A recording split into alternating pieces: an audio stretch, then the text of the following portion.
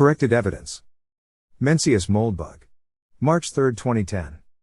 Unqualified Reservations. Narrated by Skeptical Waves. Corrected evidence. In a brief and predictable update, the Institute of Physics has had its arm very firmly twisted. Presumably the Guardian reporter did not mean forced in quite the same sense I read it.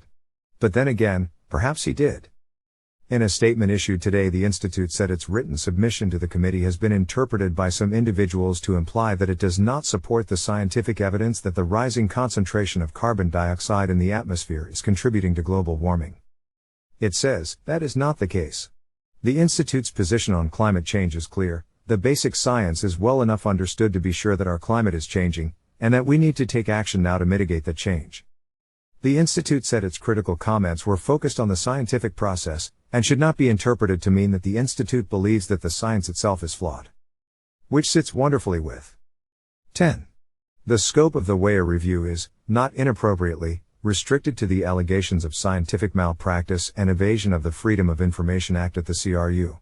However, most of the emails were exchanged with researchers and a number of other leading institutions involved in the formulation of the IPCC's conclusions on climate change. Insofar as those scientists were complicit in the alleged scientific malpractices, there is need for a wider inquiry into the integrity of the scientific process in this field. So, you see, the process is flawed, but the product is good. This happens to me in the kitchen all the time. And as a further gem, the Institute's statement says its submission was approved by its Science Board, a formal committee of experts that oversees its policy work. The Guardian has been unable to find a member of the board that supports the submission. Two of the scientists listed as members said they had declined to comment on a draft submission prepared by the Institute, because they were not climate experts and had not read the WEA emails. Others would not comment or did not respond to inquiries.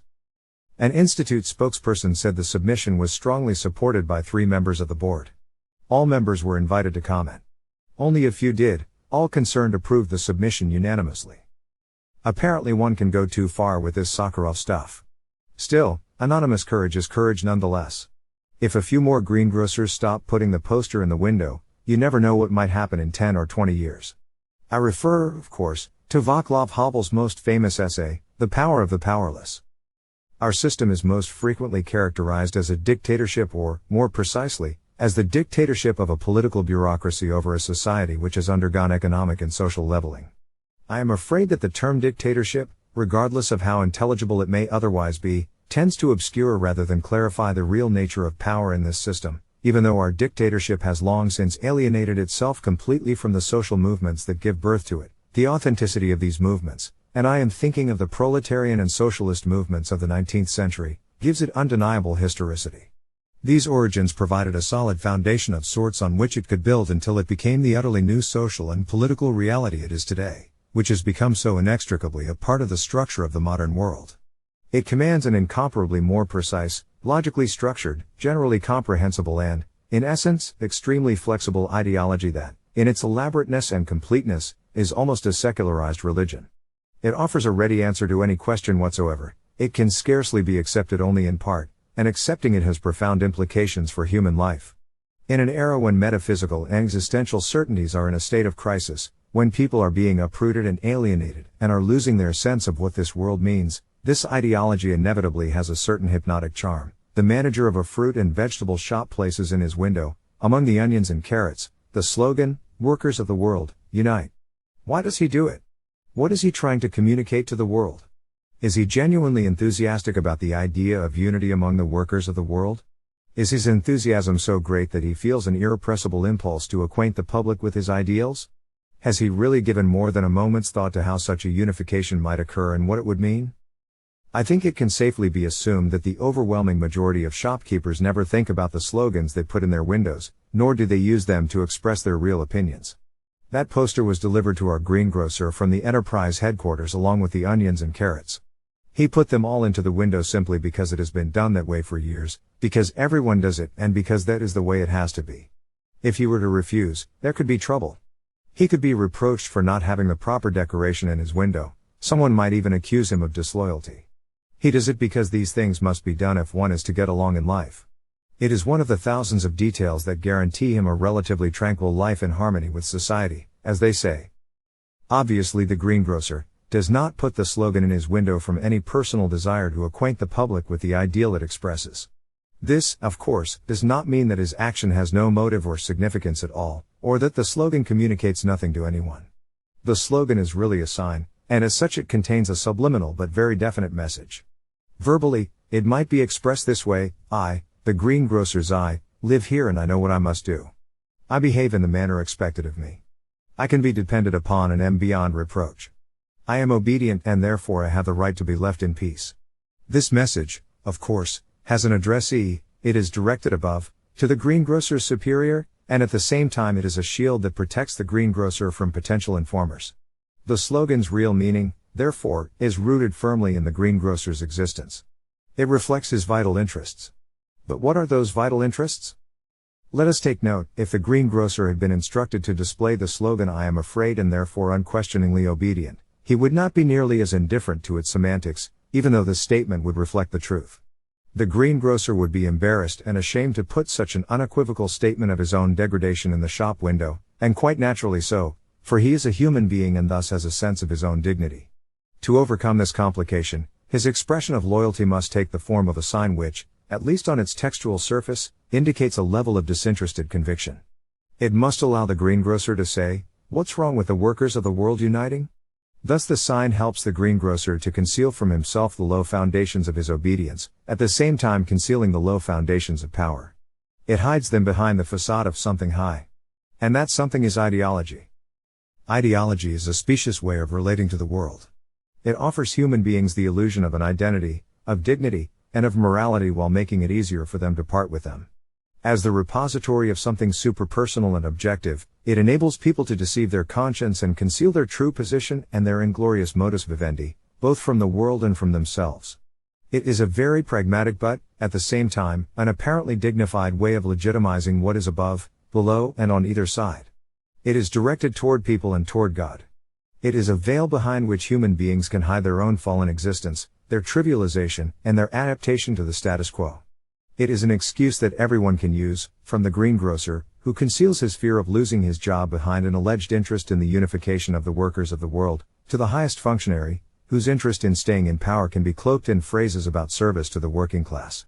The primary excusatory function of ideology, therefore, is to provide people, both as victims and pillars of the post-totalitarian system, with the illusion that the system is in harmony with the human order and the order of the universe. The post-totalitarian system touches people at every step, but it does so with its ideological gloves on. This is why life in the system is so thoroughly permeated with hypocrisy and lies. Government by bureaucracy is called popular government, the working class is enslaved in the name of the working class, the complete degradation of the individual is presented as his ultimate liberation, depriving people of information is called making it available, the use of power to manipulate is called the public control of power, and the arbitrary abuse of power is called observing the legal code. The repression of culture is called its development, the expansion of imperial influence is presented as support for the oppressed, the lack of free expression becomes the highest form of freedom, farcical elections become the highest form of democracy, banning independent thought becomes the most scientific of worldviews, military occupation becomes fraternal assistance. Because the regime is captive to its own lies, it must falsify everything. It falsifies the past. It falsifies the present, and it falsifies the future. It falsifies statistics. It pretends not to possess an omnipotent and unprincipled police apparatus.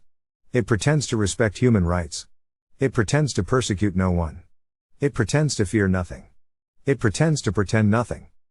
Individuals need not believe all these mystifications, but they must behave as though they did, or they must at least tolerate them in silence, or get along well with those who work with them. For this reason, however, they must live within a lie. They need not accept the lie. It is enough for them to have accepted their life with it and in it. For by this very fact, individuals confirm the system, fulfill the system, make the system, are the system. Why in fact did our greengrocer have to put his loyalty on display in the shop window? Had he not already displayed it sufficiently in various internal or semi-public ways? At trade union meetings, after all, he had always voted as he should. He had always taken part in various competitions. He voted in elections like a good citizen. He had even signed the anti-charter. Why, on top of all that, should he have to declare his loyalty publicly? After all, the people who walk past his window will certainly not stop to read that, in the greengrocer's opinion, the workers of the world ought to unite.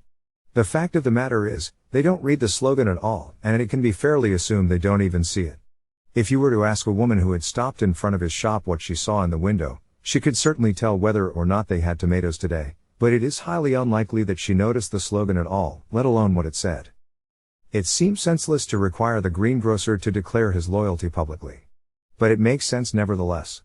People ignore his slogan, but they do so because such slogans are also found in other shop windows, on lampposts, bulletin boards, in apartment windows, and on buildings. They are everywhere, in fact. They form part of the panorama of everyday life. Of course, while they ignore the details, people are very aware of that panorama as a whole. And what else is the greengrocer's slogan but a small component in that huge backdrop to daily life? Let us now imagine that one day something in our greengrocer snaps and he stops putting up the slogans merely to ingratiate himself. He stops voting in elections he knows are a farce. He begins to say what he really thinks at political meetings. And he even finds the strength in himself to express solidarity with those whom his conscience commands him to support. In this revolt, the greengrocer steps out of living within the lie. He rejects the ritual and breaks the rules of the game. He discovers once more his suppressed identity and dignity. He gives his freedom a concrete significance. His revolt is an attempt to live within the truth. The bill is not long in coming. He will be relieved of his post as manager of the shop and transferred to the warehouse. His pay will be reduced. His hopes for a holiday in Bulgaria will evaporate. So, let's hope that 3 anonymous British physicists, who refuse to talk to The Guardian, will still be able to take their holidays in Bulgaria. Because this isn't Czechoslovakia, of course. Or is it? I am afraid and therefore unquestioningly obedient. And for a beautiful, beautiful masterpiece of the modified limited hangout, I give you John M. Broder, in the New York Times, scientists taking steps to defend work on climate. You really can't say these people aren't artists.